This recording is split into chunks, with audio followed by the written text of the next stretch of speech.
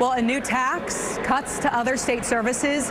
These are things that are now being talked about here at the state capitol as some lawmakers try to continue providing health care to undocumented people at the scale that California has been.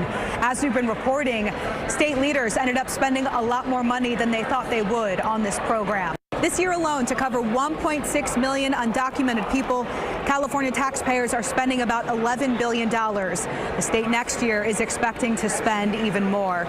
To address that, the governor proposed capping the program, no longer allowing undocumented adults to sign up starting in 2026.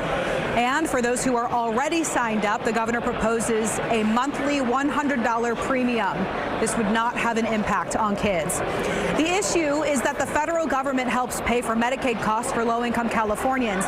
In fact, the federal government provides California with more than half of those health care funds. But the federal government will not reimburse the state for costs associated with undocumented immigrants.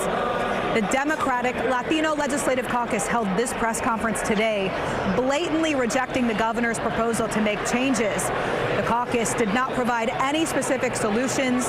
They said everything should be on the table, including a new tax to help pay for those costs. We've got to assess everything. We're saying we've got to be reasonable about this approach. We have to stop the narrative on vilifying immigrants. The rhetoric, what they want you to believe is that our community is at fault for the deficit in our state's budget, but it's not. What is happening year after year after year is that entities, businesses are getting away with providing a less than livable wage, or getting away with forcing their employees to have a part-time schedule, forcing them into our state's driven Medi-Cal program. Now, California this year also has a Republican Hispanic Legislative Caucus.